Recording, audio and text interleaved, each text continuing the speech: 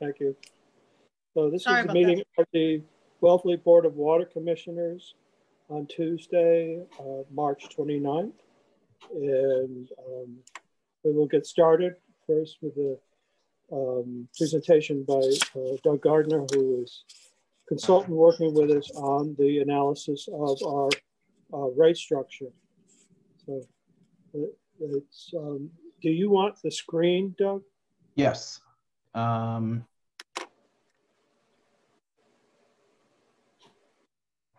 Here it is. Okay. Can everybody see that? Yes. Okay. So Jim and Charlie, Karen, you're familiar with this document. So I just want to introduce myself. My name is Doug Gardner. My company is FiveYear Consulting. I've been working with the town for what now? Maybe 2 or 3 months, Karen? At least. It only feels like an eternity. So no, it's yeah, we've been working on this. It's probably like December would be my guess. And you know, we've really looked at everything. You know, really got into the weeds and looked at all the issues and see what the future costs were going to be. And Jim, Kurt, and myself have had several meetings where we've taken all that data and we've narrowed it down to a single suggestion or single scenario that I'm here to present to you tonight. And based on what Jim just mentioned, that I won't get too deep into it. I just want to give you an overview. Most of this you should be aware of. And the objective of the study was to right the financial ship, for lack of a better term. Build a solid foundation so that the enterprise fund will generate sufficient rates to meet the needs not only today and tomorrow, but in the future as we move ahead. So I'll go through this pretty quickly, and we'll just open it up for questions at the end. If you do have any questions as we're going along, you can stop me, I'll answer. If I'm going to get to that question at some point later in the presentation, I'll politely let you know that. So, you know, first and foremost, the rates must be increased starting in fiscal 23 and beyond. The fund right now is in a severe deficit position. As you know, the general fund is covering any deficit that the water department generates. Based on my projections, as we move forward, as we factor in the new debt service that has recently come on board, water revenue is only generating about 25% of what you need to meet your budget. In fiscal 22, it's estimated that the general fund contribution will be upwards of $300,000. Of course, we won't know until the end of the year, but we're going to be somewhere in that ballpark. So the goal was to build a multi-year plan to build a financial foundation. That includes raising rates, improving collections, which Karen has been doing an excellent job at. There was a lot of, when I first started this project back in November, December, there was a lot of money outstanding. Karen's been very aggressive in trying to collect that money, and that's really going to help the financials at the end of the year, and will limit the amount of general fund contribution that will be needed. I think it's very important that we establish a firm general fund contribution. And my suggestion has been that the general fund should cover the debt, and the water rate should cover the operating costs. That is the cost to produce the water and the cost to deliver the water to the customer. Now we can't make this happen in one giant step. So we're recommending a 3-year plan to reduce the general fund to get to pay for only the debt service. One thing that was very clear as I began my analysis is that the rate structure was far too complicated for a system that has less than 300 customers. So what I've done is designed a rate structure that has fewer steps, 3 to be exact. And I'll get into the detail in a little bit. And of course, we need to encourage new connections. The only way moving forward to expand the system is to attract new customers and encourage new connections, which is a difficult thing. So connection fees. I'm recommending, and this has been a bit of a topic for discussion for the last few months, that I'm recommending that you maintain the current level. Do not discount these connection fees. Sorry, I got a connection. My internet went down for a second. So if you missed that, I'm recommending that you do not discount the connection fees. Through discussions with Kurt and through Jim, I know that you allow payment plans. To me, the town is not a bank, and you should not be writing loans for, in my opinion, what's a relatively small amount of money to connect into the water system. 90% of the communities that I work with do not allow customers to finance the connection charge. They want the money up front. But if you do, and I realize that you're a small community, and maybe to encourage people and to entice people to join the system, then the payment plans may be the way to go. So what I would recommend is that when you do allow a payment plan, place that amount on the tax bill. So if they don't pay, you can lien it, and it just makes your collection process a lot easier. And I would recommend a 5-year max if you're going to allow payment plans. So when we get into the rate study, the first thing we need to do is to generate how much revenue, or I'm going to stop there. Are there any questions on anything that I brought up? I want to raise a couple of things with that, Doug. This is Jim. Okay, Jim. Connection fees. My understanding from our discussions are that we cannot use connection fees for operations. That is correct. Connection fees, according to Mass General laws, must be accounted for separately, and they cannot be used to fund, say, salaries or operating expenses. They can only be used for a certain number of functions. And what I believe it should be used for is future expansion of your system. Let's say as that connection fee account grows, you have say $75,000 or $100,000 in there, and you need to do some work to a pump station, or you need to upgrade a motor, or you need to upgrade a generator, or something like that. That's gonna cost $30,000 or $40,000.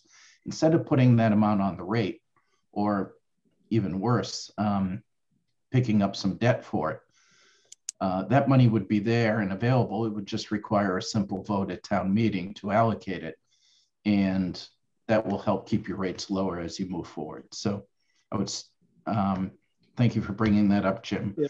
So I just wanted to say to Neil and to Tom, I don't know if Kateri is with us yet, but this came as a surprise to me, because in the past, we had treated connection fees as funds that would be available to fund operational expenses as well. So this is definitely a change for us, and that's why I'm glad that we have had this discussion, because we know now that we need to change the way we were accounting for those fees and how we were using them. And it's a simple accounting entry. That's all it is. But it will show up on your financials as connection fees. And again, it can only be used. You can use it to reduce debt, but I would not recommend that in this case if the general fund is covering that debt. But I would recommend that you use it for future capital or even current capital. So it would be treated like cash. You go to town meeting, get a town meeting vote, and that money can be used immediately to fund whatever projects that are going to come along. The good news about the connection fees is they do count towards your bottom line each year. So when we determine how much your profit or loss is at the end of the year, the connection fees do factor into that, but they do need to be accounted for separately. Okay. Anything else on that, Jim? No. So that when you mentioned the amount that would be we need to cover for debt service, that the plan that, as we had heard from you, you're recommending is that the town be responsible for the entire debt service at this point. That's my recommendation. Right. So here's the debt service for the next few years. An average of around $200,000 per year. So that would be the general fund contribution. Currently, you're around $300,000. So this would be a reduction to the general fund. And I think as the system grows and you get enough people on the system and you generate enough revenue, you know, I think we could address at some point is weaning this debt service off the general fund. Much like we're coming up with a multi-year plan to reduce the general fund payments, we could come up with a multi-year plan to reduce the amount of the general fund contributes overall. But the most important thing is we need more customers to do that. Based on how many customers you have and how much consumption goes through the meters, the numbers just don't work. The rates would be astronomical if we did that. Okay, so when we conduct the rate study, we come up with something that's called revenue requirements. And basically that's just a fancy word for your budget, in this case, the fiscal 23 budget, and then anything that would be added to it. Do we need to build in reserves? Do we need to, are there any other costs that we need to build into the rate so that we are guaranteed to generate enough money? If there were collection problems, we would have to put some money in there in the budget to account for that you're not collecting enough money. So what I've done is I've put money in for reserves, and it's a nominal amount. It's only $5,000 a year. It should be, I recommend that reserves be about 10% of your total operating expenses, plus salaries. So, you know, I would like to see your reserves up around $20,000, $25,000 a year, as opposed to $5,000. But based on the less than 300 customers, the 14 or 15 million gallons in consumption, the numbers just don't work. So I went with a much more realistic number of $5,000, which gets us moving in the right direction. And this project, these rates, they're really a big step in the right direction for the town of Wellfleet. They will require some changes as we move forward, as the system grows and as the system expands. We'll need to look at the rates more frequently, but this will give you a good start and start moving you in the right direction. Start building that foundation that I talked about a few minutes ago. So, all right, back to the revenue requirements. This is how much the department must generate each year. It includes all your O&M, your salaries, your debt, your indirects, extraordinary and unforeseen, and your reserves. Right now, debt's about half of your budget. And that's a big number. Your rates are always going to be high when debt is such a big portion of the budget. There's also no capital in the revenue requirements through this rate study. So that's another big factor that will need to be addressed at some point. And I'm estimating that over the next few years, we're going to need to generate almost $430,000 a year, each year, to operate the water system in Wellfleet. So the revised rate structure that I'm presenting tonight is very similar to the one that you have now. I'm just simplifying it a bit. Instead of a 5-step rate, I'm recommending a 3-step rate. It's very important to keep the rate as low as possible to the low income and the elderly customer base. So we factored that into it.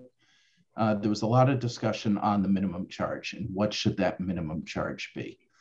Ultimately, through discussions with Jim and with Kurt, they recommended that we look at about $125 every 6 months as your minimum charge or base charge, whatever you want to, whatever term you prefer. And presently, there's a separate rate, or those that have paid the connection fee but have not connected to the system pay the same amount in a minimum charge as customers that are connected. I'm recommending that there be a revision, that number, instead of $125, would be $100, because they're generating no benefit other than the ability to tie into the system at their desire or their convenience. So well, I think it's important that they pay something because they are deriving a benefit. I don't think they should pay the same amount as somebody who has the ability to turn the tap on and have water flow freely through the tap. Okay, so now I'm going to jump into the numbers of the rates. Here's the 5-year budget, and I'm not going to go through every line item. It's essentially the budget that has been presented to the town. Excuse me. With, again, the one exception being the reserve fund of $5,000. So we look at the average, somewhere around 430,000 is what the fund needs to generate each year for the next few years. And I have the rate set up for a 5-year average, but I don't believe you're going to be able to sustain these rates for that long. With the new projects that are coming on board, there's a mobile home park that wants to connect. There's the 40B project that's coming on board. As these projects come on board, it's going to affect the budget, and it's going to affect the rate. So these rates will sustain you for a few years, but I'm not sure exactly how many. It all depends on how quickly all these other projects come on board. So here's the rate that we're presenting. Doug, can I just ask you a question there before you dive into the next thing? Welcome back. Yeah, today's been a bad computer day. Anyway, if the 95 Lawrence and these other customers come on, and when you say projects, I would think that they would. Your implication was they would negatively impact our rate structure and or revenue collections. And no, I didn't say that at all. Okay, I just want to be clear. It sounded like you were saying there. Maybe I just misheard. But that's what I want to clarify for the board. No, they're going to definitely affect the budget because you're going to have more electricity. You're going to have more chemicals. You're going to have more everything. So you will see an increase in cost. But my belief is that the difference between what you're going to generate in revenue and what it's going to cost you, hopefully, would be a net positive. That is, it's not going to cost the town more. But budgets are going to change. You're going to have to incorporate new debt at some point. Indirect costs are going to go up at some point. We need to continue to strengthen the enterprise fund. And all these larger projects that are going to come on board are going to affect the budget and the rate. So I guess what I was trying to stress and what I was trying to let you know is that the rates aren't going to be able to sustain you for a 5-year period. I think it's going to be a little bit less. But until we know how quickly these projects come on board, we just don't know. But it would be do you have any idea, like for the marginal customer, if we add a customer, what the additional incremental net revenue is? If it's just a single household, yeah. Oh, it's negligible because you know you get a $400,000 budget and somebody's bill is going to be what, maybe $1,000 a year. So it's a minimal amount.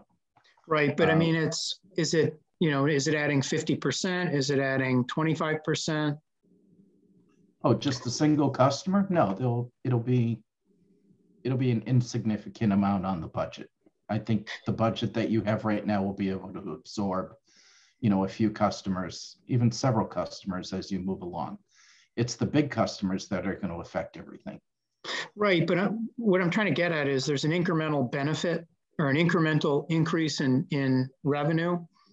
And I'm guessing if you pick a round number, 100 customers or something like that, the incremental expense versus the incremental revenue, if we're adding 50% of that to the bottom line, 25% of that to the bottom line, that's what I'm trying to get at. It would seem to me like, for example, with, let's pick 95 Lawrence Road, the water main runs right by the location.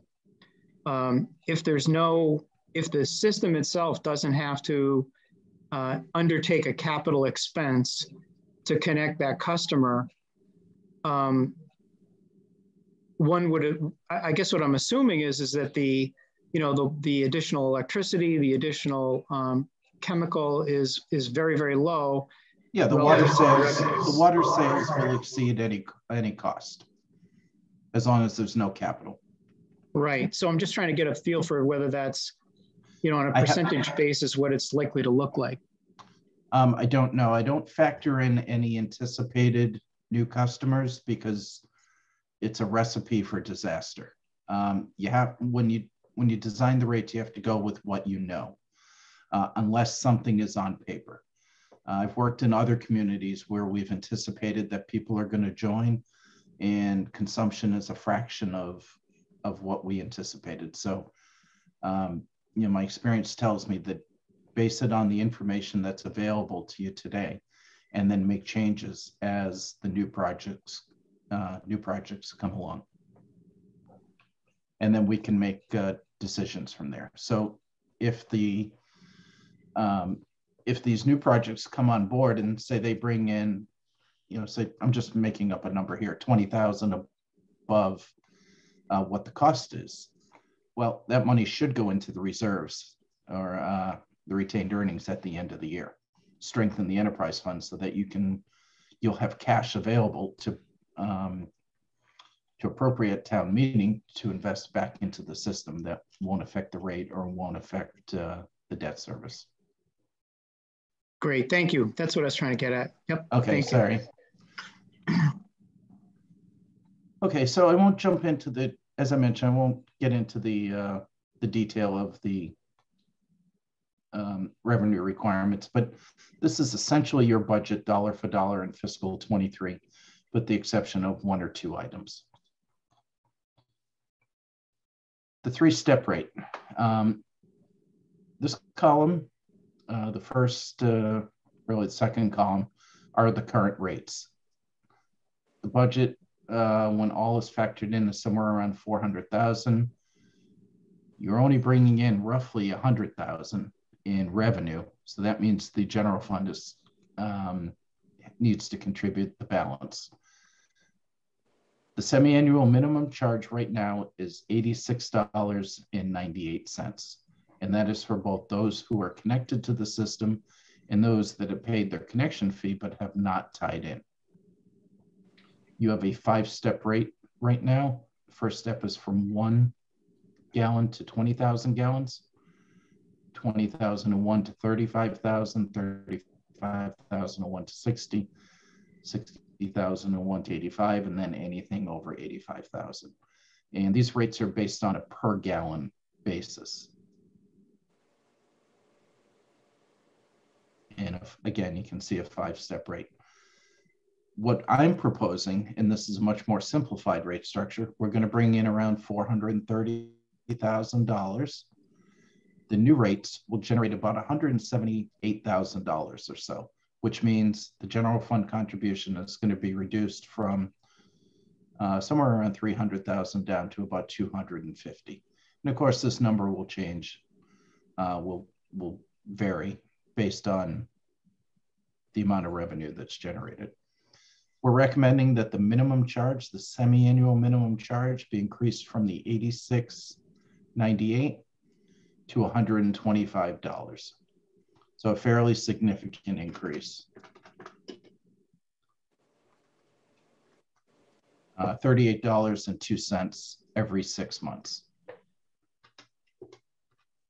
About a $6 increase per month. Those that have paid their connection fee but are not tied in, currently they're paying the same as every other customer, $86.98. I'm recommending that that amount be reduced to $100. It's an increase, but it's not as large of an increase as those that are connected to the system.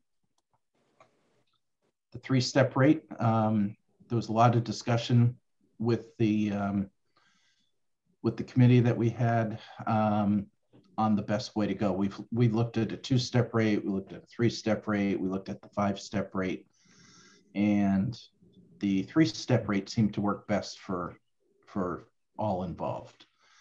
So we're recommending that the first step remain for all consumption between 1 gallon and 20,000 gallons. And you can see it's a slight decrease of about, what's that, 1/100,000ths of a penny. So from 0.0014 to 0.00138. And we could raise that back to the 140, but I just wanted to put in an amount that was a little bit lower because we're seeing such a large increase up here in the minimum charge. So it just benefits that first 20,000 gallons, and that's to all users. It's not just to the lowest users. Based on the consumption in between 20,000 gallons and 60,000 gallons, there wasn't a huge spread in there. So we figured we should condense these 2 steps into a single step from 20,000 to 60,000 gallons. And then anything over 60,000 would be the final step. So, you know, the top step right now is 85,001 gallon and over. We're reducing that to 60,000 gallons. So, and the numbers are a little hard to comprehend because they're just numbers. They really don't mean anything when they're in a rate structure that looks like this. So what we do is I create something that's called an impact analysis. And that is, you have a customer that uses X amount of consumption today. And if he uses that same consumption under the new rates, what will the difference in the bill be? So somebody who uses no consumption, say somebody goes south for the winter, or it's a summer house and it's only open a few months of the year, they're paying $86.98 every 6 months. Their bill would increase to $125. It's a difference of $38.02. Now, somebody who uses 10,000 gallons in that 6-month period, they're paying $100.98. Their bill would increase to $138.80.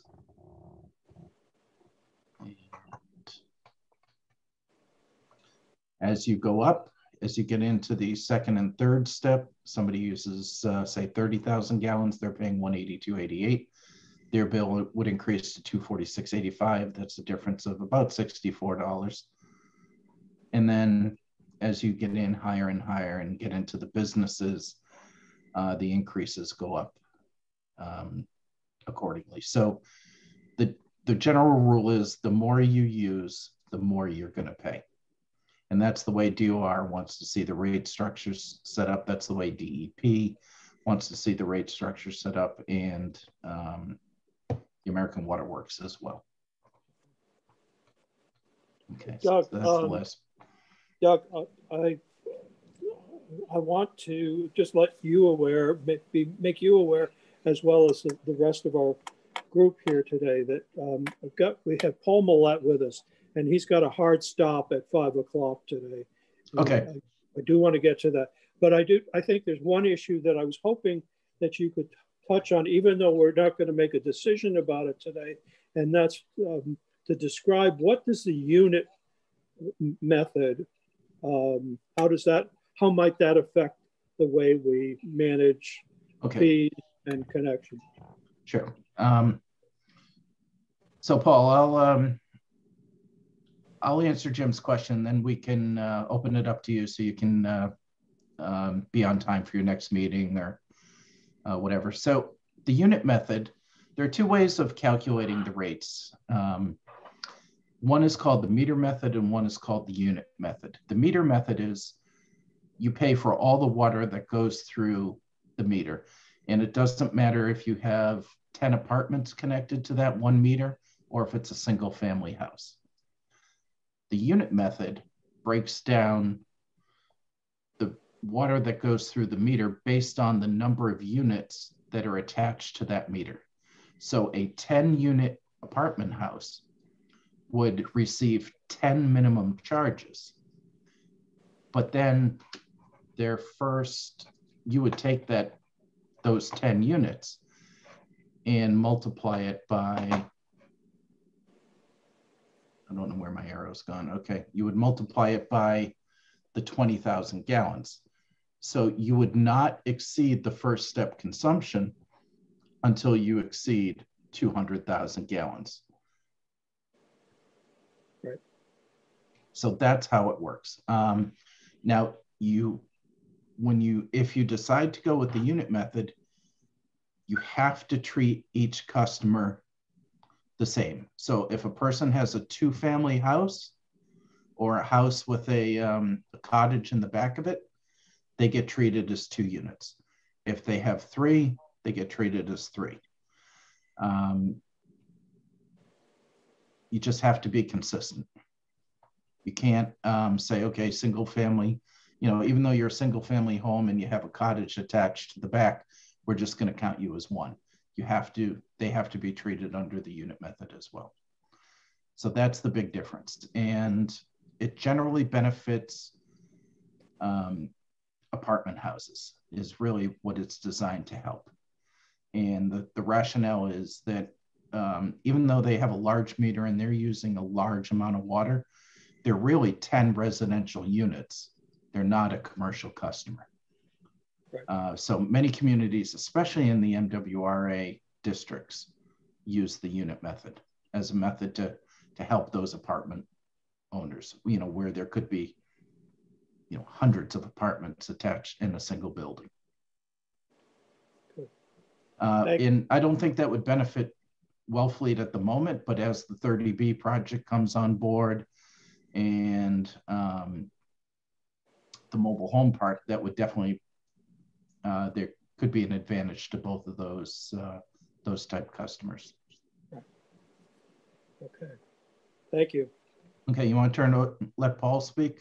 Well, I think it's a different topic that we need to bring Paul in on. So okay, I don't know how much more you wanted to cover. Well, I just, I want to be available to answer questions. So I can, I can wait until Paul's done with his presentation. And then if you want, we can address this again. Paul, how do you feel about that?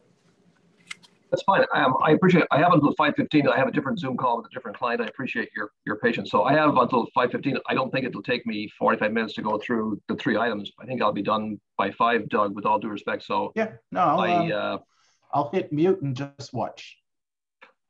Okay, thank you. I guess, so the 3 items I'm going to talk about are the Coles Neck Wellfield recommendations. That's number 1, the water main project status number 2, and then the Boy Scout camp generator number 3.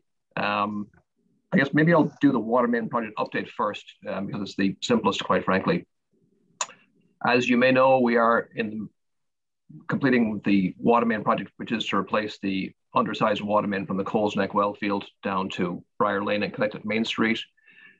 As of right now, and you may have seen some paving trucks out there today, which is a good thing. So Briar Lane was being paved today, and there will be more paving done this week. The majority of the pipe is physically in the ground and has been installed by the contractor Digger Construction.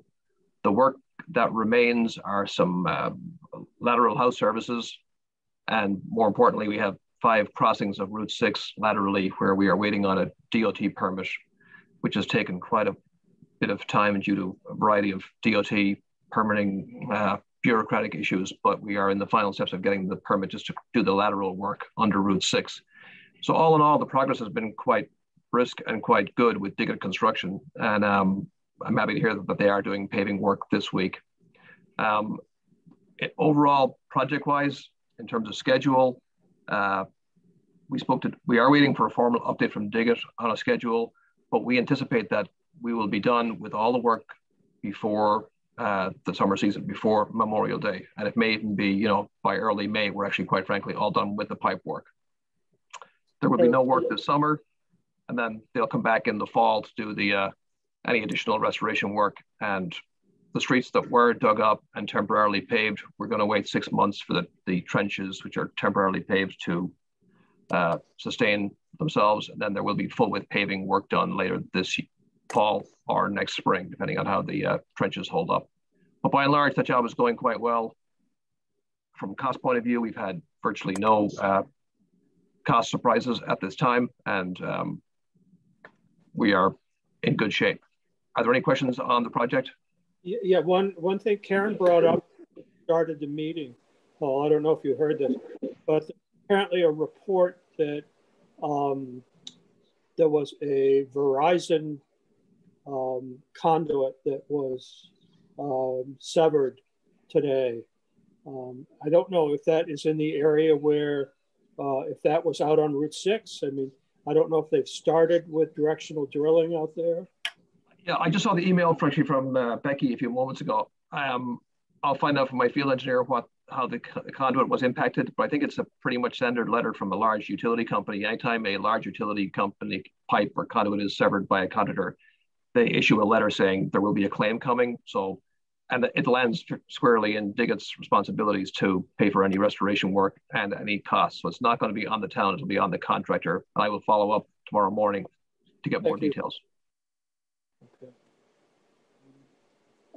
With respect to the paving, Paul, I know you said it started on, this is the temporary paving, it started on Briar Lane. Correct. How, I know that there was a question about, that has come up about the work on the culvert. And I know that Jay Norton has reached out to try to get some funding to repair that culvert. But I don't think it's, to my knowledge, it hasn't happened yet. So just asking you, will that in any way impact will that delay the progress here on the water main? Well, if yes is the answer, Jim. I mean, if the culvert needs to be replaced or upsized or made bigger due to its current condition, then the time to do it would be now and not spend money digging the road up twice to do it and repave it twice. So I would encourage Jay Norton or whomever has responsibility for the culvert to make a decision on how that's going to be repaired and the time frame, because we don't want, I mean, the temporary paving work we can do right now, and that's as part of the contract. We're not going to obviously do final paving on Briar Lane until the culvert matter is finally resolved, because that would be that would not be cost effective. We could do final paving up to, let's say, 20, 30 feet each side of the culvert, Jim, and stop and leave an open stretch in there as a fallback option, but it should be addressed sooner rather than later. I haven't spoken to Jay Norton about this in a month or so, so I don't know what the status is internally. My understanding from talking with Charlie Sumner earlier today is that this is something that's going to get brought up at town meeting in terms of looking for funding to make these repairs. Okay, so I think at the very least, the temporary paving will be done.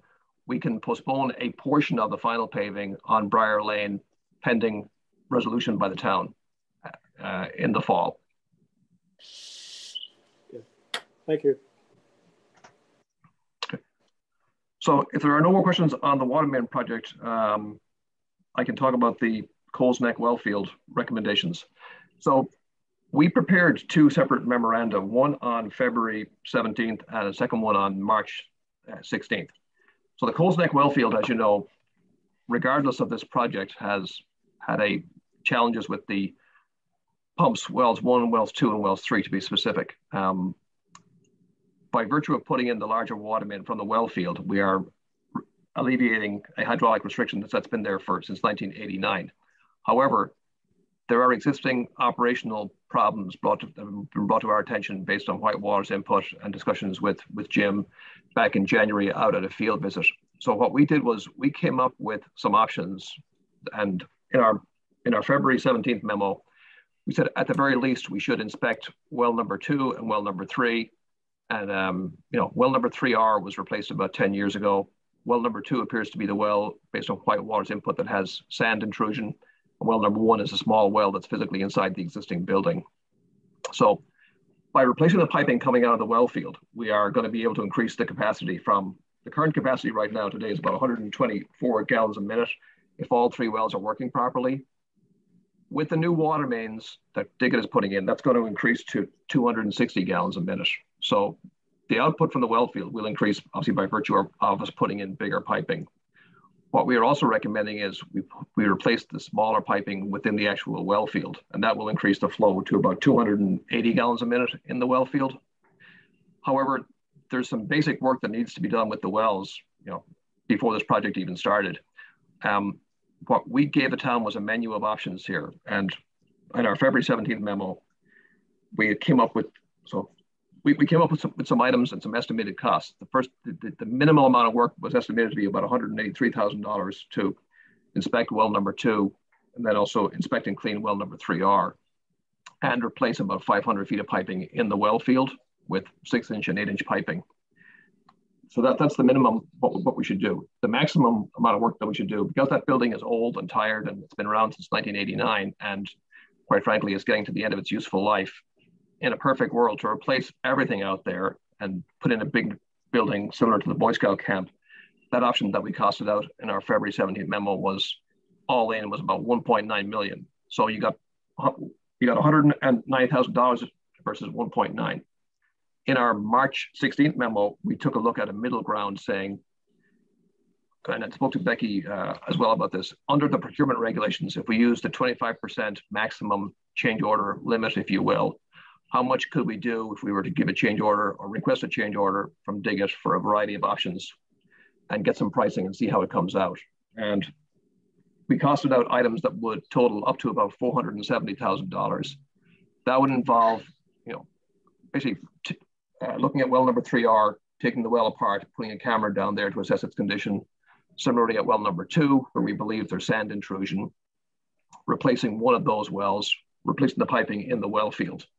So after discussions with Jim and Becky, and what we're looking for some direction on tonight is, we would respectfully suggest that we have a menu of items that we could go back to Diggett and request pricing on.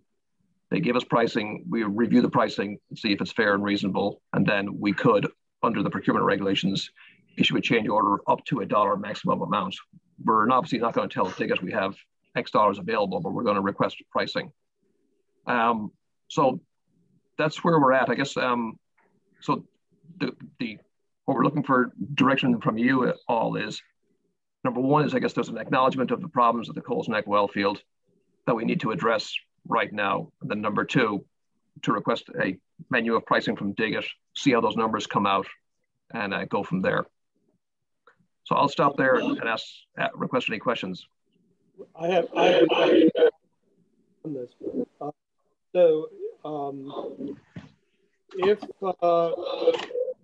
What's the difference, or what do we, if we go to the March 16th memo, which is kind of a reduced scope of work compared to what was issued back in February.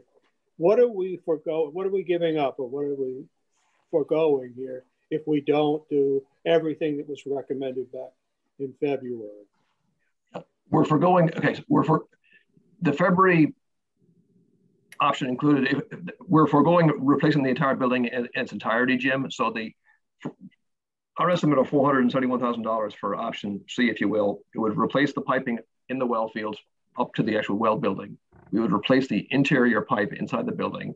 We would leave the building shell as is in its old condition. And we would replace the flow meter in there with a 4-inch flow meter and do some modest improvements. We also have an allowance of $50,000 in there for a generator.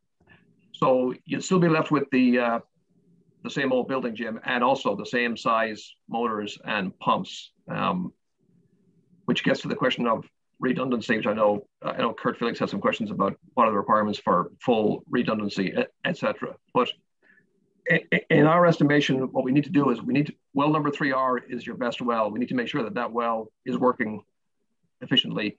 We need to get to the bottom of what's going on at well number 2, because from what I've heard anecdotally and from Whitewater, and I see Jonathan Priestler has his hand up, well number 2 appears to have a sand intrusion problem. It may have a cracked screen, it may have a cracked casing. We need to figure out what's going on with that. And we need to get a new generator out there at Coles Neck. So what we're foregoing is a nice new building with everything new, Jim, and a larger electrical service and larger, electrical distribution out to each well. Okay. Jim, Jonathan wants to speak, and then Rich wants to speak. Yeah, hello, everyone. Paul, I just wanted to make sure I heard you correctly, that with existing infrastructure and the new main, your models are showing that you should be able to put out 240 gallons a minute, 3 wells running? If the wells are working perfectly based on what we know for their well capacities. I mean, we have, in our model, we have well number 1 at 100 gallons a minute, well number 2 at 60 gallons a minute, well number 3R at 100 gallons a minute. And I double checked our hydraulic model today. Now, I know you've had problems with the pump motors and conditions, but if the wells are working, if the well pumps are working properly with the larger piping that we're just putting in the ground, you should be able to get 240 gallons a minute out of this well field. Okay.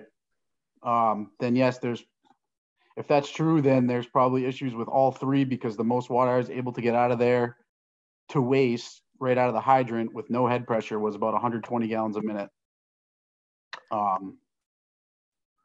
know there's other factors that are involved in that, and then I have passed some of this information along to, I believe, Tyler Schmidt, but I don't know if it made it to you. But when we were filling the new main, we, even at 20 pounds of head pressure, we were down to, with 2 wells running, because only 2 work now, we were only getting about 30 to 45 gallons a minute. Yeah. Tyler told me. So to me, under ideal conditions, we should be able, with the new piping that we're putting in, the capacity, the output from that well field will increase by 100% if all 3 well pumps are working properly. But the issue that we need to face is we need to inspect well number 2 and well number 3R, pull them apart, look at the well casing, look at the pump, and see what's going on down there, because clearly, we've modeled what we believe are the pump characteristics, but there's a variety of issues out there that until we pull them apart and examine them, we can't make a final determination. Understood. I just had never really heard those numbers about your updated models, so that's good to know.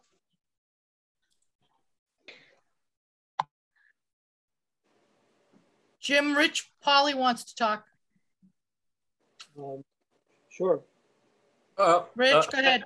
Yeah, thank you, folks. It's Rich Pauly, the fire chief. And I'm late to this meeting, and I apologize.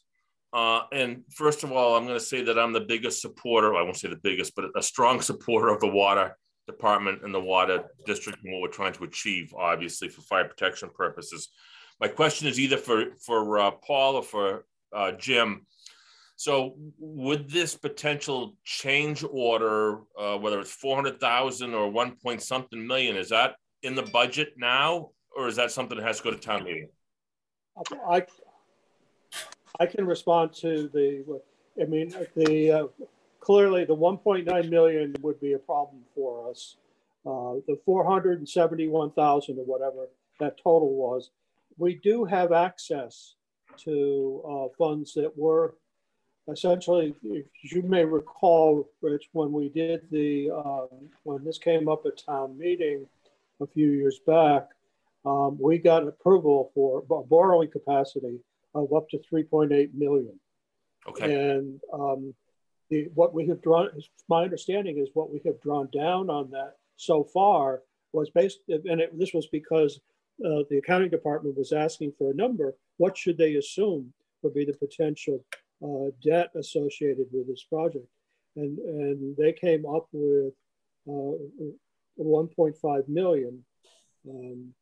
So that I believe that that's all that's been, no, I'm sorry, 1.38 million or something like that. The difference between the 2.5 million that we got from Mass Works and the estimate and Environmental Partners estimate of 3.8 million that would be required to, based on their estimates for the project. So the difference there, this 1.3 something million, is what has been borrowed already and available for us. So we're saying that those funds are there, and you know, so that base price or the base number of 470 some thousand, we would see that as potentially available to fund this additional work. Oh, all right. And again, I apologize because I'm late to the meeting, and I support whatever we can do to expand and improve the water system within the available funds that we have. And I haven't talked to Charlie about this, but you know, we're looking at a major budget issue right now, where I have to think about whether I have to lay off a firefighter, lay off a police officer, overrides. I would respectfully request that we do what we need to do, but not go back to town meeting right now for any more money, because I think the taxpayers are really somewhat frustrated for good reason. And, you know, just unclear until we get this whole thing squared away with the town finances, which Charlie's working on. But like I said, I'm just trying to keep the fire department cobbled together. And so is it Mike Curley on the police side, you know, and so isn't everyone else. So that's my concern. But again, please understand that I'm totally supportive of the water department and what we're trying to do here. I know you are, Rich. And Charlie, I'm going to ask if you could confirm that those funds, the 1.38 million that has been borrowed already against that authorization from town meeting of a few years ago, that would indeed be available to us without having to go. No, I agree with the way that you expressed that, Jim. Yep. It's good news, certainly, because obviously the grant that we got to help finance this project. So. Or, if I might just interject, Rich. In other words, we have about 2.5 million of additional borrowing capacity under that authorization, just to be clear. So that's what's available to us. And with the new rate structure that we're proposing, there's a reduction of, you know, about $50,000 or $60,000 from the general fund that would be pushed onto water rates. So overall, we've got, I think, a significant shift in the right direction. I appreciate that. Thanks, Kurt. I appreciate it. Yeah, and Jim, I'm not to belabor, but I just wanted to thank Jim and Kurt for working with the consultant on all of these matters. And I agree. I feel like we're in a much better place. And I just like the idea of now we have a structure for a water rate plan going forward. So I think it's much improved, and to help to the chief's comment, it's going to help out the town general fund significantly over a period of time. I can't raise my hand, so I just wanted to let you know that the all three borrowings are included in this rate structure. Right. Yeah. So just, I want to make that clear. So I guess my question to the board is, so we are asking for direction on, so we have some money, quote unquote, left over up to our borrowing, well to our borrowing limit here. If we use the 25% limit as the maximum amount of extra work we could add to this job, our estimate is it's about $471,000.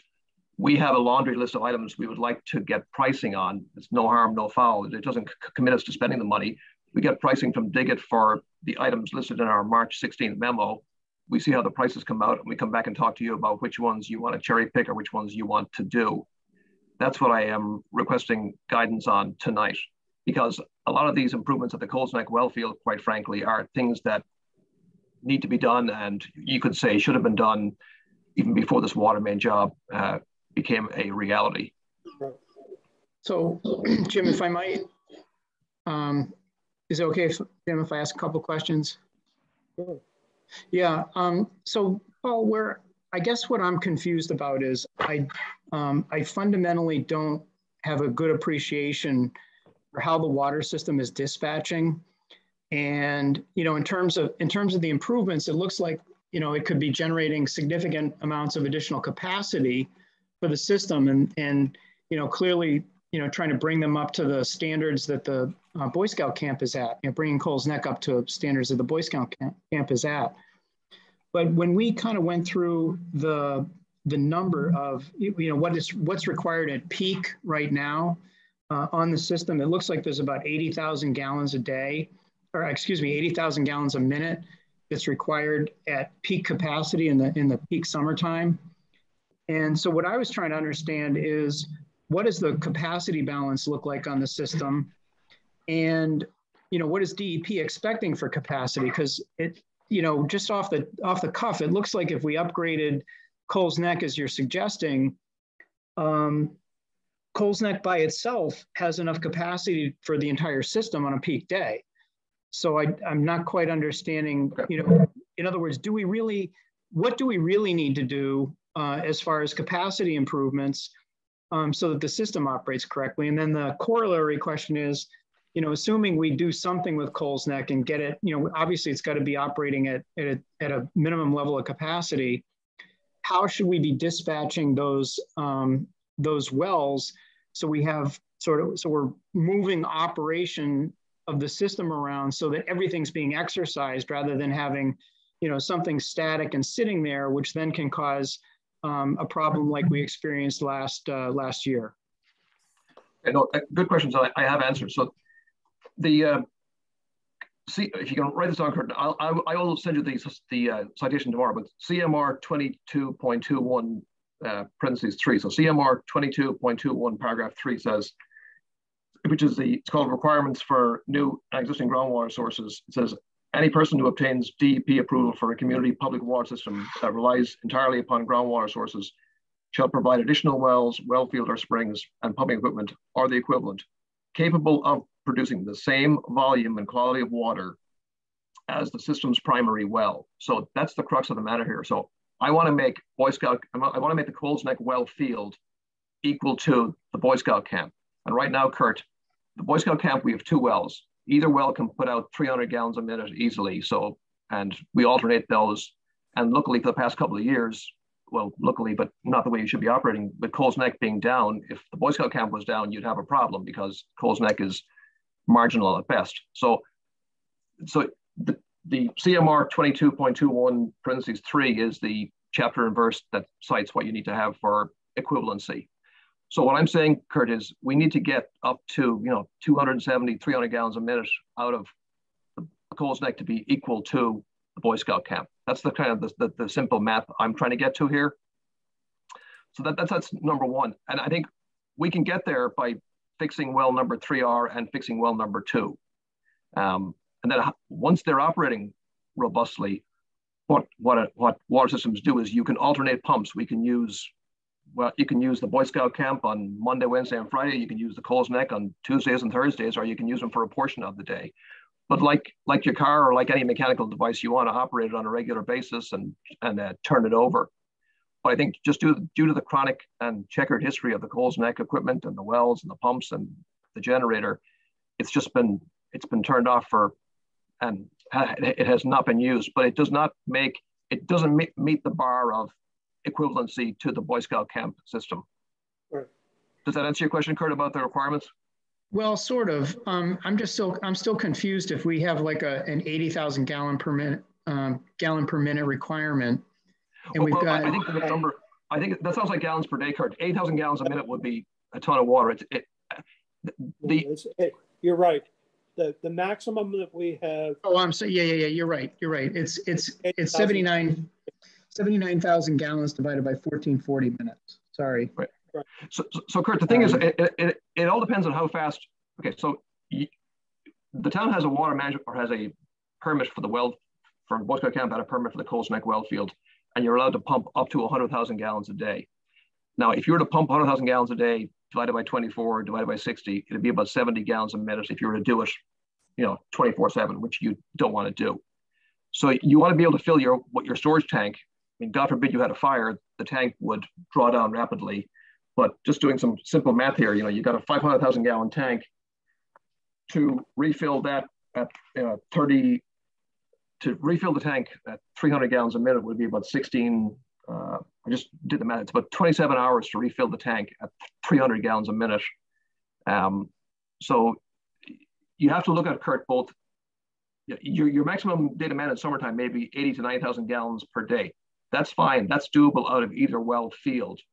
It's not doable out of Coles Neck right now because you have all these problems. But you want to have, in terms of having redundancy and being able to meet your demands with your largest supply out of service and having equivalency, the Coles Neck well field should have the same amount of output as the Boy Scout camp. And it can. I mean, when we put in well number 3R back in 2010, the well field is very rich out at Coles Neck. The limitation is just the pumps in the well casings and the piping that's chronically undersized. But you have very rich, you have all kinds of water at Boy Scout camp and all kinds of water in the ground at the Coles Neck well field. We just don't have the right equipment to get it out of there efficiently. But if we fix the pumps and the well casings and the generator, you will be able to do that. Kurt, just to add to that, right now at Boy Scout, we run one well at a time at about 275 gallons a minute. That one well pumps, 160,000 gallons over 7 hours. And that's accounting for usage, system demand and filling the tower based on our set points, which is about 10 feet of elevation in the tank. I don't know exactly how many gallons that equates to, but so we're running those for about, we're running the well for about 7 hours, 8 hours at a time. And that's what Paul's getting at. You don't want to be running you can't calculate things based on a 24-hour period. You want it to fill quickly. So that's why the 270, 300 gallons a minute, 3 wells combined could be called redundant.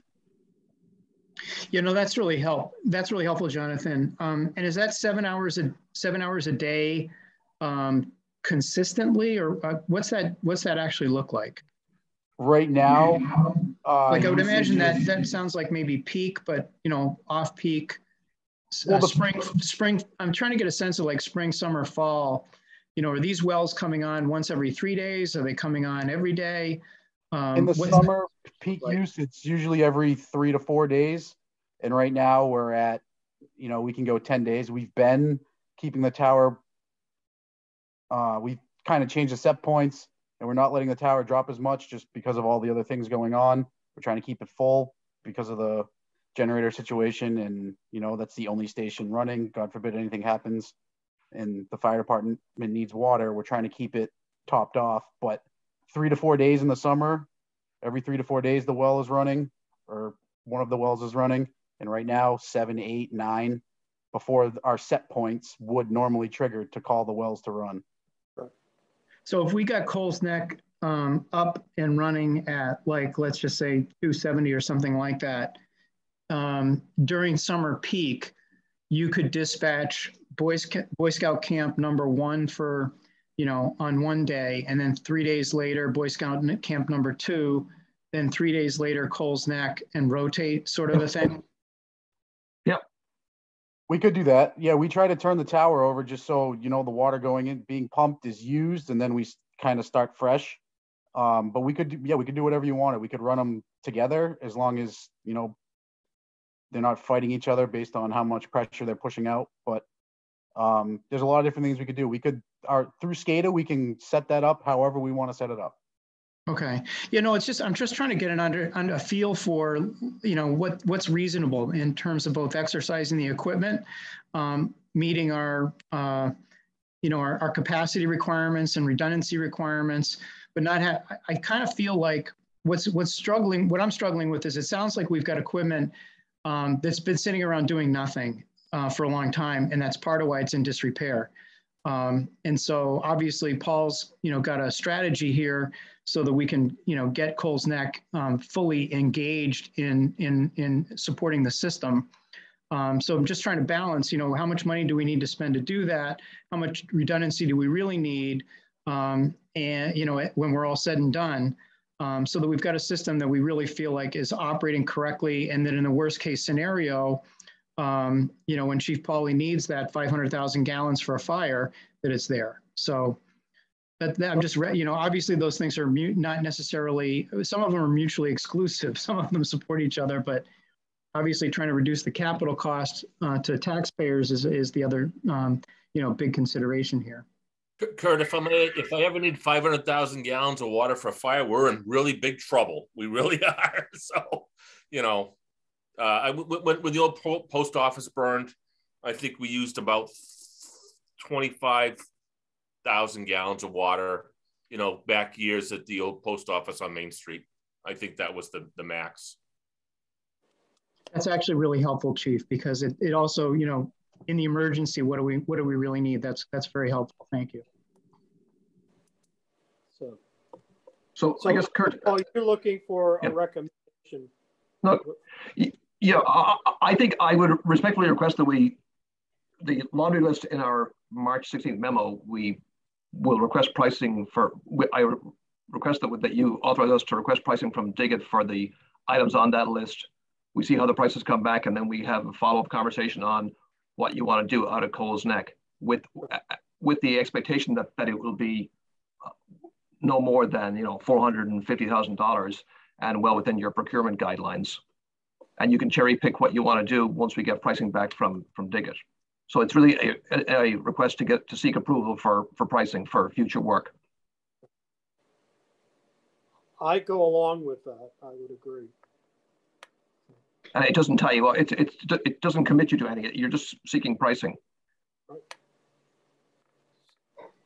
Paul, just for clarification, Paul, you know, I think that's the right strategy. I don't want to derail that idea. I think that's what we should do also. But just to be clear, it sounds to me like with 300 gallons per minute out of either one of the Boy Scout camp wells, we're already in compliance with DEP's requirements? No, because that's considered one source, Kurt. So the Boy Scout camp is considered it's one bucket. You got two wells that are, you know, probably 100 feet apart, pulling from the same aquifer. So it's not, so if that well field goes, if they're looking at it like Wellfield versus Wellfield. So that's the issue there.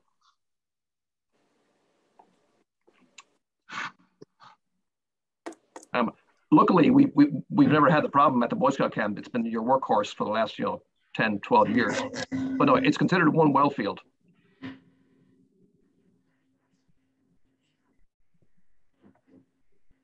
So in order to be fully in compliance, then we would need,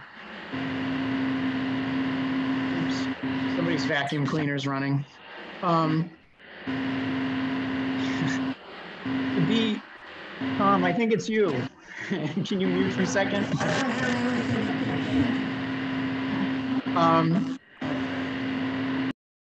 So to be clear, to be in compliance, what would we really need out of Coles Neck?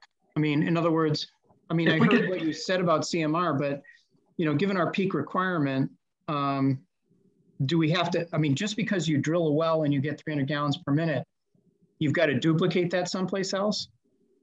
Well, You've also got to, Kurt, look at it and how quickly you want to fill the storage tank. I mean, the storage tank, by the way, has like 3 components of storage. There's fire storage, there's emergency storage, and then there's, balancing storage. So in theory, you could put in a 50-gallon-a-minute pump, but it would take you, 3 or 4 days to fill your water tank. So there's a balance here of practicality of what you want to put in, Kurt. The 300-gallon-a-minute well pump at the Boy Scout camp is a 25 horsepower motor. It's a nominal well, and it's not, quote unquote, over-designed per se. I think with the improvements we believe are needed at Coles Neck with wells 3R and wells 2, I believe we can get up to 250 plus gallons a minute out of there with the improvements that we would like to do. And that way you have equivalency between Coles Neck and the Boy Scout camp, and you're able to fill your water tank and meet demands and fire flows if, God forbid, that ever happened.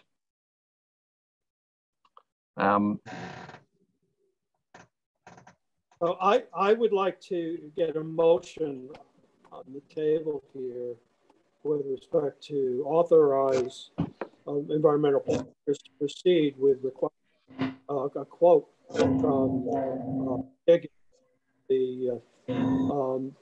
the work that was outlined in the March 16th. Yeah, I would so move that. That we authorize authorize EPG to get pricing for Coles Neck improvements per his, what's the date of the memo? March 16th. Per his March 16th memo. Do I hear a second? Second. That was a second from, okay. And then we need to take a vote. So,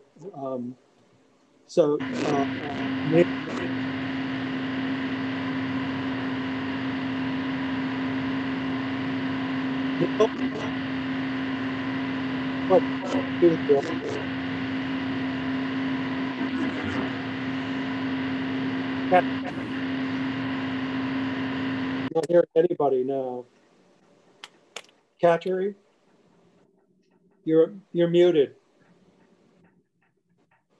You're muted, Kateri. You can do thumbs up. Thumbs up. Okay. And Neil? Yes. Yes. Kurt? Yes. Tom? Yes, okay. Yes, okay. Tom, I'm coming over to your house next. Yeah. I'm coming over after this meeting. So, Paul, you've got a unanimous thank you. on that. So the final item is you have another, and I want yeah, but I want to speak about the Boy Scout camp generator and the VFD. I have a couple of minutes I can do it. So we're made aware of the problems that Whitewaters has been having with the generator out there, and I've done we went back and checked our specifications, the generator sizing and the VFD. I spoke extensively actually with Butch Nealon today and over the weekend. The bottom line is the generator is sized correctly, the VFDs are sized correctly. The issue is the voltage regulator was changed out by South Shore Generator, I believe, some months ago. And since the voltage regulator was changed out, there have been problems. And the voltage regulator South Shore Generator need to come back under Whitewater's direction and fix the voltage regulator and put in a voltage regulator that works with the VFD loads at the Boy Scout camp. The generator is not undersized. The VFDs are not undersized or oversized. It's a voltage regulator issue. So we would respectfully request that Whitewater engage South Shore Generator ASAP to make sure the generator at the Boy Scout camp is restored to full capacity promptly. I can absolutely do that. No problem. I can get them out there ASAP. It just, there was a lot of discussions and now we're jumping to this one thing, a lot of parties involved with a lot of confusion. And now all of a sudden it's coming back to just the voltage regulator. And I've been in touch with all parties involved. I just don't know how this conclusion was come to all of a sudden out of nowhere. Isn't that the recommendation that came from Butch Nealon? It is after you know, the last time Butch was on site, he left saying something different than the voltage regulator is the culprit. And then he sent that email. Maybe he thought about it for another week. I don't know, but I will get South Shore Generator out there by the end of the week. And Jonathan, if you need to, I'm here to help you. All I'm saying is I can, we can lean on, we can help you, or I guess, let me back up. South Shore Generator needs to explain why everything seemed to go sideways after they replaced the voltage regulator. From everything I've checked over the past several days and spoken to people, it's my understanding that the voltage regulator appears to be the issue. That's the one thing that was changed out that appears to have, you know, had all these negative knock-on effects. If they want to talk to you or I am happy to do a conference call, but my biggest concern is that the generator gets fixed promptly and it's working at full capacity as it should. Absolutely, and I am not an expert by any means on electricity and generators, so I'm kind of taking other people's opinions. But yeah, let's go with that.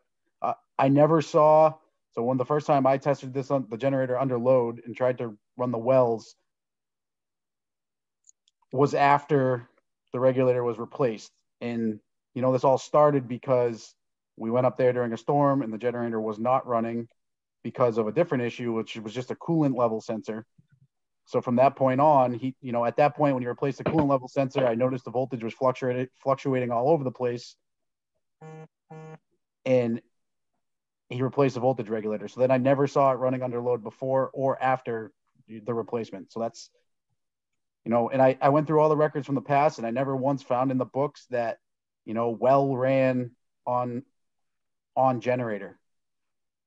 I know several people have said that it absolutely worked, but I couldn't specifically find that note. You know, I saw exercise generator so many times.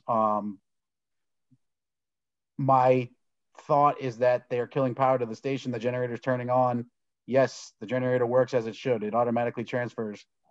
But I never once saw that 100,000 gallons of water were pumped while on generator power.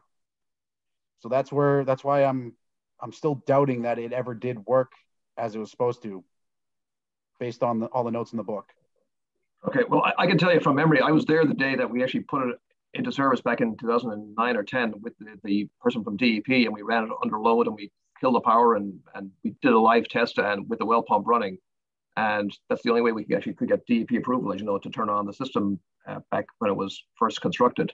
So I know from memory it's worked under real conditions. Obviously, since Roy Maher and Russ Tierney were there, I know this predates you. I can't speak to the 10 years of operating records, but all I would say is let's get South Shore Generator back out there and get this issue resolved, because we need a standby generator that works under load. Right. The town needs that. Yeah. Yes. And can I just add, Jim, you know, I think, Paul, given yours and Jonathan's comments, which are both excellent, it sounds like we ought to also make sure that we do a full load test to make sure that, you know, once whatever repair is, you know, whether it's adjusting the voltage regulator, changing the voltage regulator, that we do a full on emergency test to make sure it's actually working correctly. I agree. Absolutely. That's how this all started, because that's what I did once it was replaced. Yeah, no. You found something that probably we were not aware of. So that's, you know, anyway, for Paul, we got to get it solved quickly. All right. All right. Okay. If there are no more questions for Paul, we'll let him go. Thank you, Paul. Thank you very much. Good to see you all. Thanks, Paul. Take care. Bye, Paul. So, sorry, Doug, that we kept you. No, it's fine. Jonathan, is there anything more that you needed to bring up on the either on either the water main project or the generator or the Boy Scout camp? No, regarding Cole's Neck, if the numbers that Paul's models show are true, then I think, you know, rehabbing the wells you have and or replacing a pump or two if it needs to be done, that's great. If we can get 240 gallons a minute out of that without drilling a new well or spending too much money, my whole thought of redundancy this whole time was to get, you know, somewhere right around that 240, you know, if we could 270 out of that well field. I just did not think it was possible with the existing 2-inch lines in there. If he's saying it is possible, great. I haven't seen anything close to that with, you know, how things are currently operating. Right. So I still have a little bit of a doubt, but, you know, we'll see what happens. Okay. All right. Well, thank you. Doug, you want to come back on? Sure. You know, just I guess, are there any questions on everything that I, you know, threw at you today?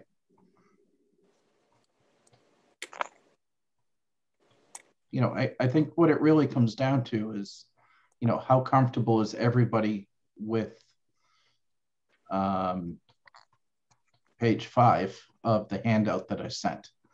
And that's going to be the increase every 6 months to the customers. Everybody's going to see an increase. And the minimum increase is going to be about $38. And, you know, the maximum will go up, you know, significantly more. I want to go back on one question about the debt service. Yes. Right now that we're talking about setting it up is to expect that the town is going to cover this, the debt service. Correct. If there is resistance on the part of the town in terms of picking up the full debt service here, would we be permitted to use the connection fees to pay off the debt service? I believe you could, but I would advise against it. I hear you. Just the, you know, the numbers that Paul was throwing around, and what's the gentleman's name from Whitewater? Is it Jonathan? Yes. Yeah, the numbers that they were throwing around, you need all the money you can get. So I would strongly advise against that. And Jim, this is Charlie. Yes. Oh, and I think the other thing of the reason this makes sense, this premise is I believe all of these projects have been excluded from Proposition 2.5. So, you know, these capital costs, so voters recognized by doing that they were going to be paying for that portion of the project via their tax levy. So. And there is a benefit to the town as a whole. Yeah. And of course, that's fire protection first and foremost. Oh, I can see the chief is smiling up there. Jim, the chief and Jonathan both have their hands up. Okay. Chief? Thank you, Jim. A couple of things. I've been here for almost 10 years. And Jim, you've been here for a lot longer, and Kurt than me. But, you know, every single town meeting, when the topic comes out about the town helping to offset the water department budget, it just becomes problematic. They've always done it, but it becomes more and more and more difficult. And again, this year, we have an anomaly here. Charlie's done a great job with the financial team to get our house back in order, but I just don't think it's going to get any easier at this town meeting. And so I would, and again, Doug, I apologize because I'm late to the meeting, and I texted Charlie earlier. I said, if we can get, the town's contribution to under $100,000 a year annually, at least for the next couple of years, that's doable. Even less is great. But I mean, refresh me if I'm, I think we've been about $100,000 a year that we've been bailing out the water department. Yeah, but it's going to be even more. It's going to be even more because new debt has come on board. Yep. And that debt has no financing mechanism other than general fund. General fund. Okay. Yep. And collections have been poor in the past. They're much better today, but yeah, you know, and we won't have a firm number until the end of the year, end of the fiscal year. And again, I'm the biggest proponent of the water department. I'm like, you know, your biggest fan out there, I think, for lots of reasons. But this is going to be tough. The only thing, and I just would ask that the water, respectfully request the water commissioners down the road, or at least long term. You know, I mentioned this to Jim a few years back, and I think I talked with Kurt about this. Is to try to get some conversations with the National Seashore, because they have an aging tank and an aging well field. And if we can get a pork barrel, you know, project to run water down Route 6 right to the National Seashore, and I'm pretty sure that our revenue problems will not be a problem anymore, because I'm pretty confident we're going to pick up a couple of motels and restaurants right off the bat. And then it's a matter of capacity, what we can do with capacity in terms of filling those things. But, you know, that's not going to happen in the time that I'm here as fire chief. But I think it's a really, really good middle to long-term goal to at least have discussions with them and see if that's possible. It won't happen right now, but I think that's a really, really good strategic, you know, opportunity for us. And I'll leave it alone. Thank you, guys. Appreciate it. Thank you. One observation I'd make, Chief, is that per your first comment, you know, trying to get the contribution from town under $100,000. The way Doug has set this up by separating the capital from our operating budgets, the other beautiful strategic value in that is that there's so much money that's going to be available from the infrastructure bill. So we have the opportunity to put in a request to retire that debt. We retire that debt, that line goes completely away from the taxpayer. So that's our big next step. But I agree with you, Kurt. I think we definitely should pursue that. But in the interim, if we are faced with, you know, a resistance on the part of residents in town to fund the water system at the level that is proposed here in that the budget that we've seen here, and if we have, the only area that I see where we could reduce the town's contribution would be if we used, you know, a portion of the collections from connection fees and the debt associated with that from individuals, users on the system, that we could then reduce the amount of the town's contribution somewhat. I don't think over the long term that we're going to be able to do that. But if this year, I'm just saying, come June, if we're faced with, you know, a no vote on this budget of 400 and something thousand, you know, what do we do with that then? How do we can't cut operating expenses. Well, I think we're gonna have to make a good presentation to town that we're, you know, over time we're reducing the impact on the taxpayer. We're increasing rates to cover, you know, system operating costs, and we've got a strategy to bring on new customers, which will significantly help reduce, you know, the amount of money that's required to operate the system as more people are contributing. And then lastly, you know, that with an opportunity to get debt relief out of the infrastructure bill and some of the other funds, you know, we've got five good, I think 5 nice things that we can say to town meeting. Yes, everybody in town knows this has been a problem for a long time, but we finally come up with a strategy to really address it.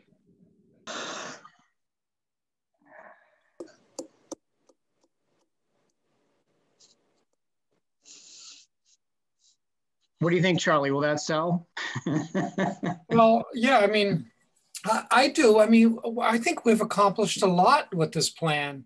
And, you know, there's no magic bullet, right? I mean, but we've made terrific progress. And don't forget, we're going to have some reserves. So, you know, accumulating. So when we're doing medium to small projects, we're going to have some assets that have been built up in our reserve.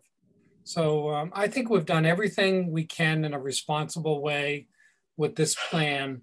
And it'll be my last act, but I think they want to keep me on through the June town meeting. So I'll definitely speak in support of the water budget.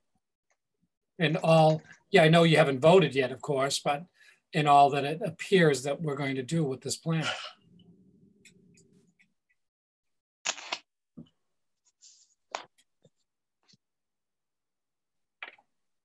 Well, If not as sanguine as everybody else is about this to sail through town meeting. So It's your job to worry, Jim. is it really? well, if town meeting doesn't approve the funds to pay for the debt service, then we're going to have to put it on the rate. Yeah, And that's also going to be very difficult to do because we're going to just discourage people from connecting to the system. Yeah, I think, I'm looking at it from the budgets that we've had over the past several years. The last budget that got approved, but this was before last year. Last year was really an anomaly because we didn't get everything that we needed in last year's from last year's budget. But in the years prior to that, the total cost associated with the water system were in the range of around $280,000. And now we're asking the town to approve the budget. I just think in this environment, that's going to be really difficult.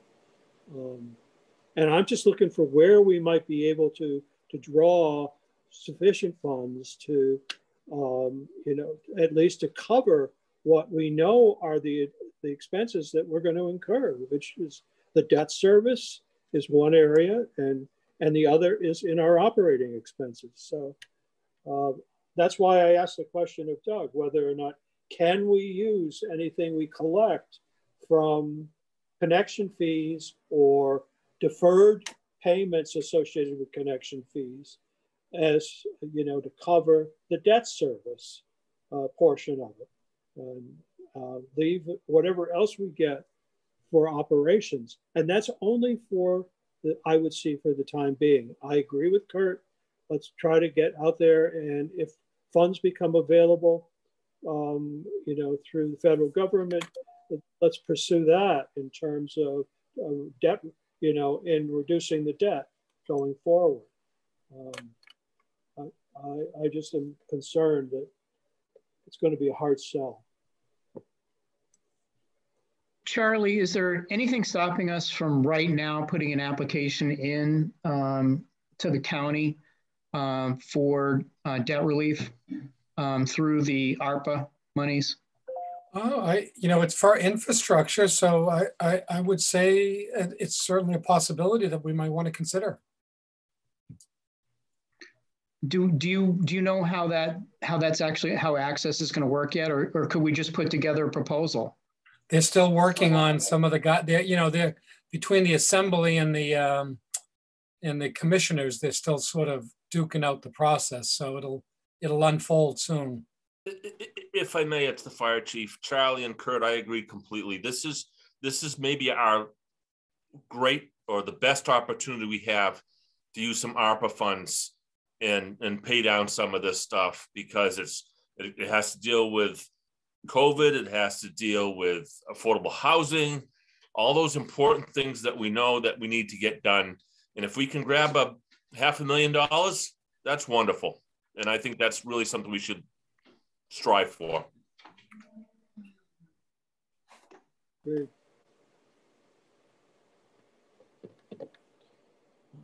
I'll ask Sheila what's going on with that. Yeah. Good.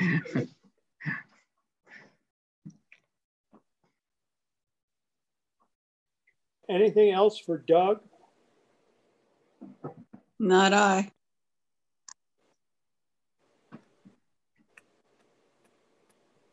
Okay, so just let me know when you want to meet again, and if I need to make any revisions, or we'll just go from there. Yeah, I think now, Doug, as we were talking about the water commissioners need to have some sessions where we just basically look at what all the various options here and decide on things such as connection fees, and if the rate structure seems right, and if the unit method is the way to go, we think is the way to go. However, but I think those are the decisions that we're going to have to make. And right. then The unit method doesn't make any sense at this point because you don't have the mobile home park or the big 30B project online yet, but that would definitely be something you'd want to consider, you know, probably a couple years down the road. Right. Doug, just one parting thought. If we actually had the rate at 14 instead of 1380, do you know what the difference is? Insignificant. At the first block. Yeah, just a fraction of a penny per gallon. No, I know, but in terms of total revenue, does it move the needle? Oh, no, insignificant. So probably. So is there really a justification for reducing it? It looks good. Yeah, optics. That's it. You know, in terms of revenue, you know, I'm just being honest here. It's optics. But no, $1.40, 1.38, you know, pretty insignificant. Well, thank you very much for all your work on this, Doug. Okay, well, really appreciate it. Yeah, we'll stay in touch, and I'll wait to hear from all of you. Sounds great. Thank you. Good. Have a good day. Thanks. Bye. Oh, it's getting late. The only other item we have on here is the minutes of the meeting of March 8th.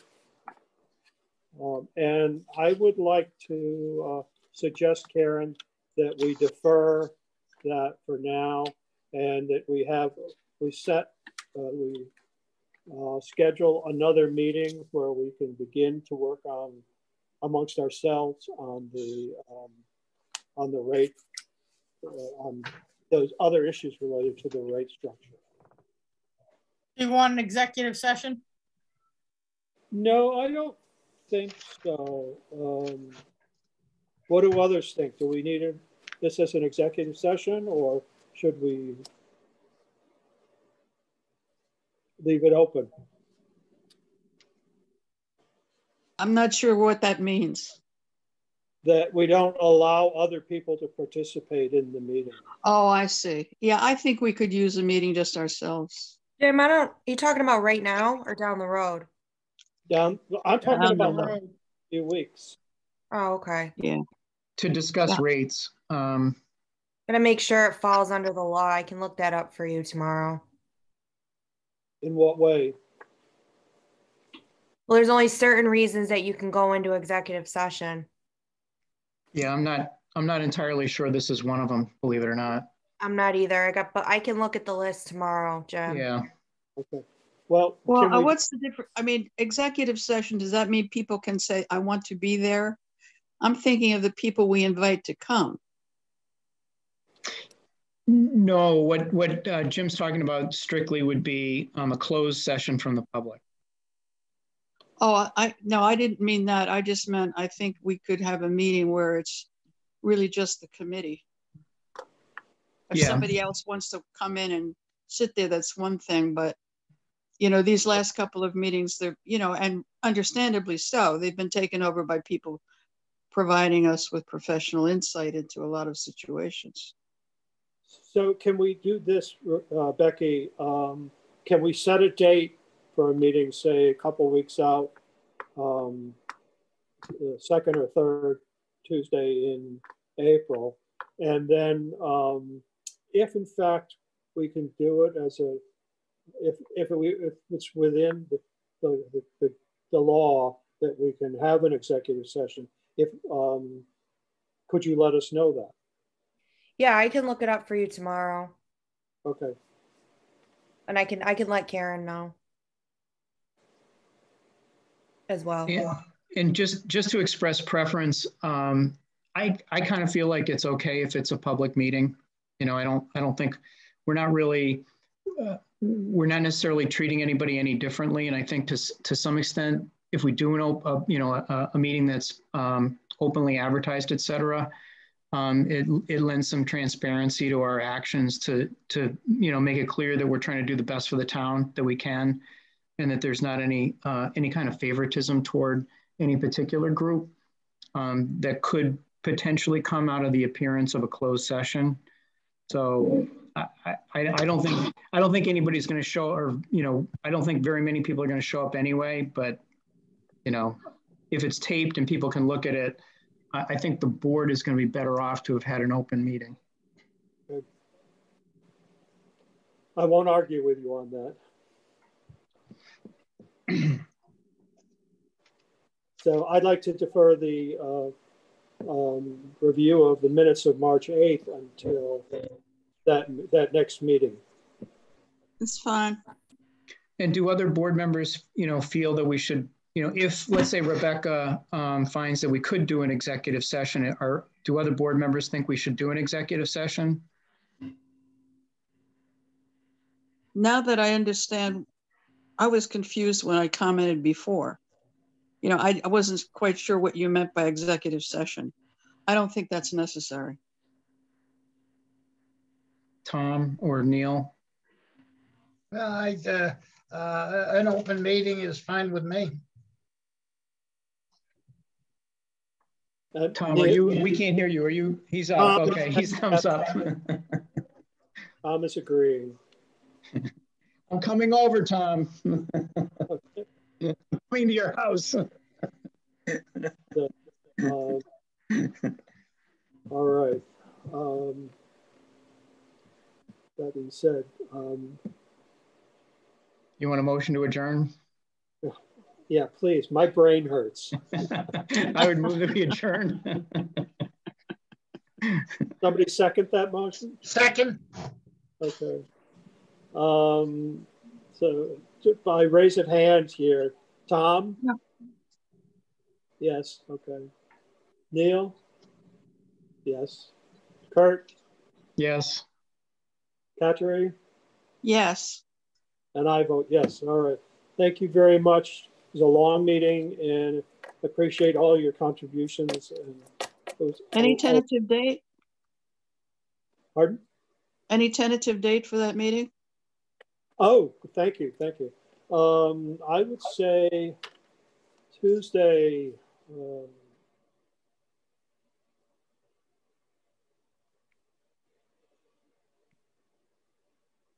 Either the 12th or the 19th.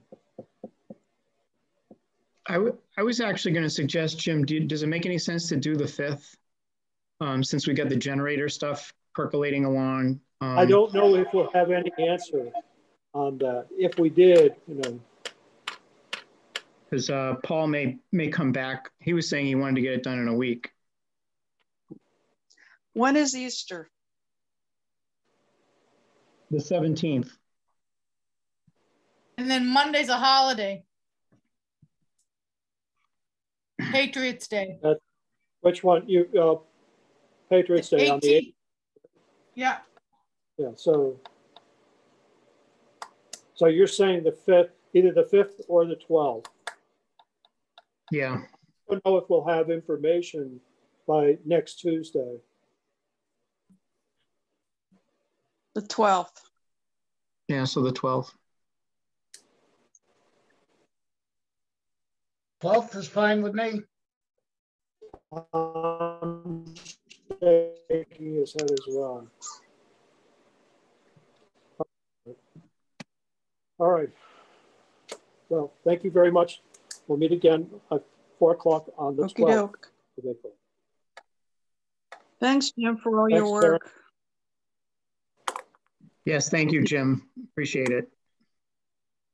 And if we do get any additional information regarding the generator, you know, between now and then, you know, I'll make sure that we share it. Yeah, I already put a call in. I didn't get an answer tonight, but I will call again first thing in the morning.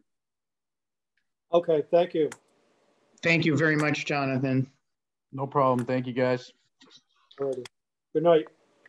All right.